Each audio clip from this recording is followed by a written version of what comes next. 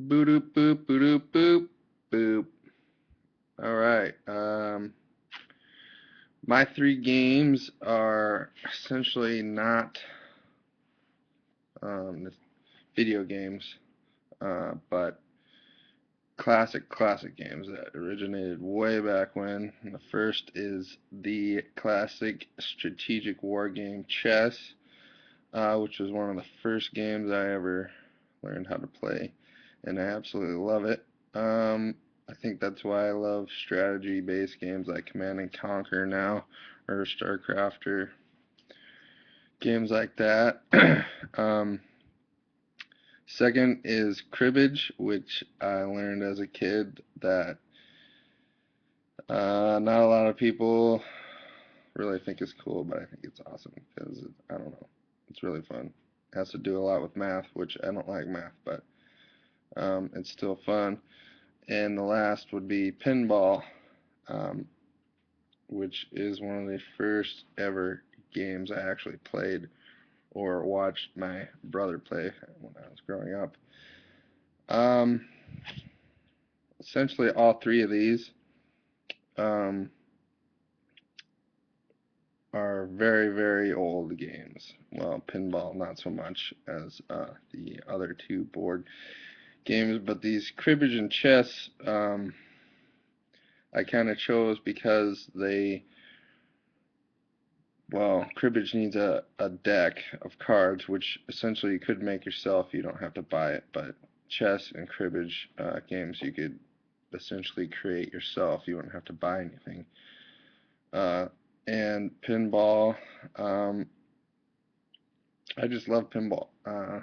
It's well, not so much on like a computer or a simulation or adaptation on a console or something, but the actual tabletop, physical tables you pound on and break. Uh, so let's see, chess first I picked. The genre I would say essentially it's a board game, but I like to incorporate it as a strategy war game. The goal is to kill the opponent's king or render the king useless. And the rules are can be very complicating and sometimes very easy to understand.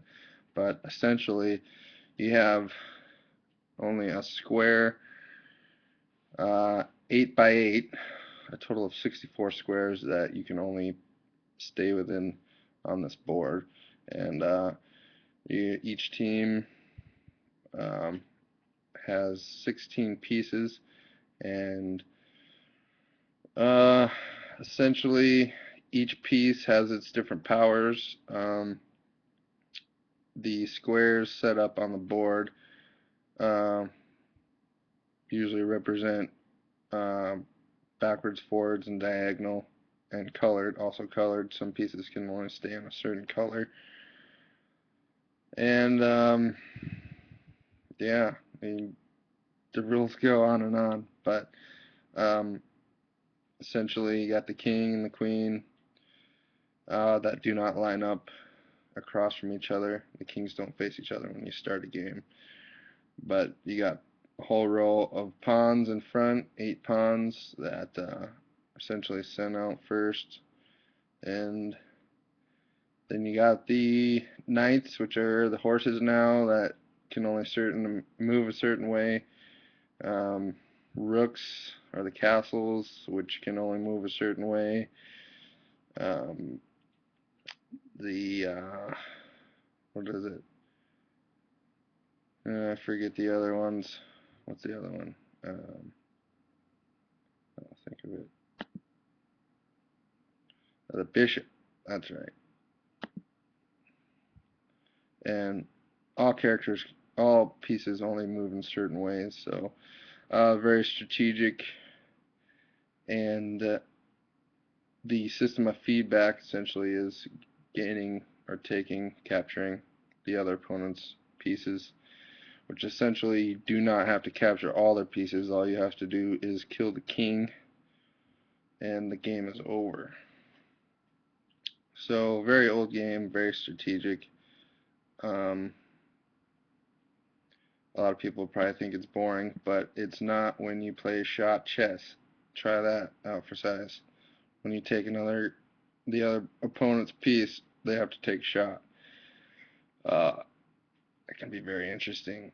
Um, cribbage, which is the second one I chose. Uh, Essentially, it's a card game, but you usually use a board now to keep track of your score and pieces. So I also think it's educational and a little bit of strategic because when you are discarding cards for the other person's crib, you are trying to give them the least amount of points. So essentially, there's that strategic kind of base there that you don't want to give the other person points, and you always try to lay your cards down in certain ways so the other person cannot score off of you. Um, the goals for this game are extremely simple. You get to 121 points based off of multiples of 5 and pairs and runs and etc. So if you don't know what cribbage is, look that up because it's just like chess. There's a wide variety of rules and a lot of them are different depending on where you're at. Especially chess, that varied from country to country, and there's still a huge variation of that game in different countries. But cribbage, um, pretty much, I think of that game as an educational board game or card game because there's a lot of math to do involved with that game. But I stated the goals and the rules. You shuffle 6 cards to each side, and 2 of those cards you put into a crib. So there's 4 cards in the crib, and you're left with 4 after you discard 2. And then you play off each other's cards to see how many points you'll get, and it goes on from there. The system of feedback is essentially the points you gain and the interaction with the other opponent. It's also chess with how chess's system of feedback kind of works too, because you essentially need 2 people to play these games, and the system of feedback kind of differs from like pinball, where it's a one-sided game. Okay, pinball is the tabletop. I think pinball is actually in its own genre, but I think it's tabletop. I kind of consider it a puzzle tabletop game because essentially you are trying to gain access to different parts of the table while you're playing it. So there's always little puzzles to play there, or that interplay with gaining points to gain access to like an upper level that you can mess around up on there, or all the tubes and gadgets that go along with it. I mean, they're pretty high tech these days, but the older ones were pretty simple, gaining points. The goal essentially is to collect points and from different parts of the table, and the rules are very basic. You keep the ball from going out the exits and gain points.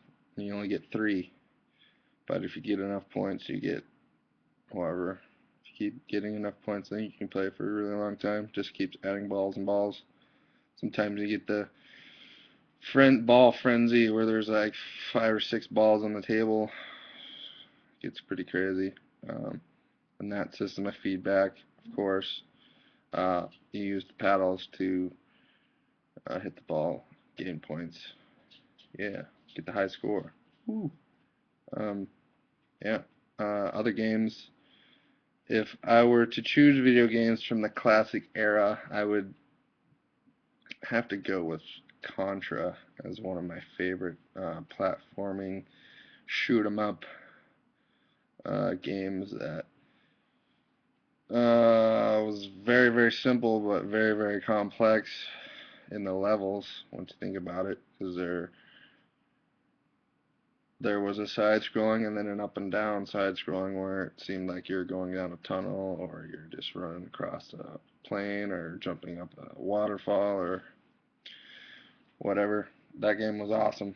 Contra, the original.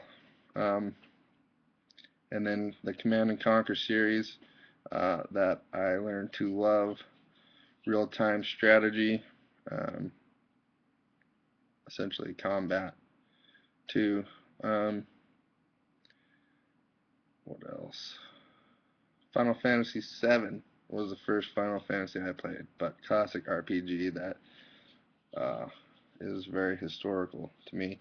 Not so much old, but an awesome game that changed a lot of changed the RPG genre pretty big.